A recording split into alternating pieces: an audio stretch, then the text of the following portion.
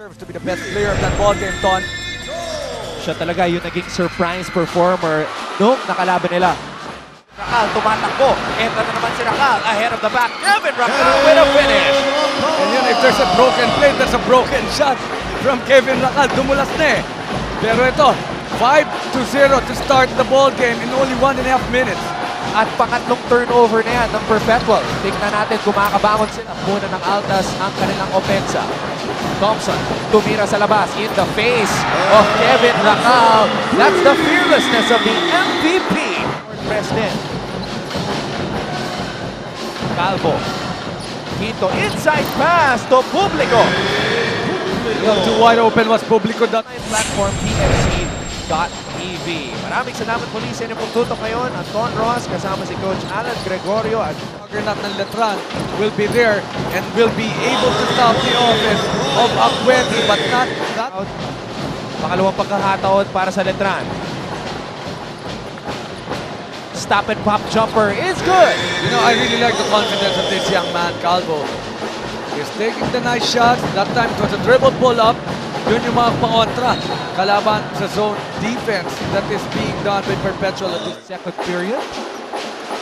Elopre, binalik ang bola.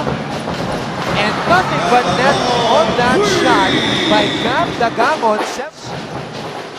Pinasa kay Macjor Luib. Macjor Luib, subalpal ni Gab Dagamon.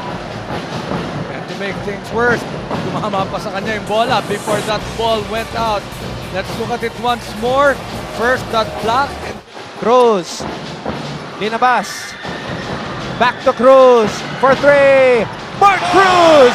Nothing but net. yeah, that's just a great move. After that pass, he went to the corner. He knew there was no rotation at the part of Perpetual. And an open three-point shot para dito kay Mark Cruz. Tabla na ang ating laban. Tumal siya dito sa Perpetual. 1 point with 2:27. We're in the second quarter. Hindi tumitira si Acueti ng malayo eh. What a shot right there by Coronel. Why him and block out?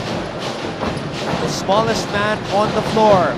5'6". Mark Cruz shooting over the 6'7" Bright Acueti. Cable Channel 167. At binabati din po namin ang lahat ng aming mga kababayan na nanonood from all over the world via the Filipino channel. Well naman, galing dito kay Ray ng Bata.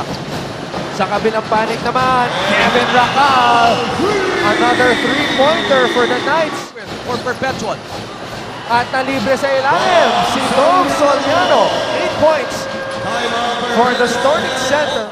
Nambata, umaarangkada. Nambata, umikot. Nambata, off the glass. Walang fourth shot talaga ito si Ray ng Bata.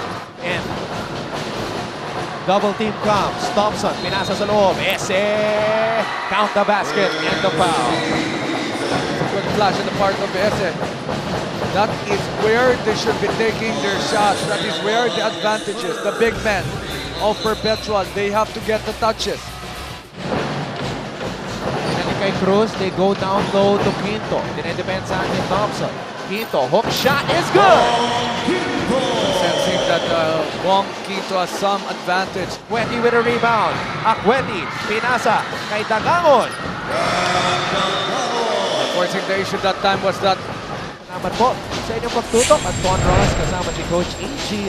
Alan Gregorio, and of course, completing our broadcast team is si Pupunan. Only one team will remain unbeaten at the end of this game. And the MVP wants his team to be that team, to be number one. 17 points na ang naitatala ni Earl Scotty Thompson. that's going to be Ibang klase talaga ang ginagawa ni Earl Scotty Thompson. Naagaw pa ang bola kay Macjor Luib, the MVP. Scotty Thompson getting another basket after a steal. Soliano. Cruz. Knights taking as much time away from the clock as possible. And Mark Cruz with another three-point bomb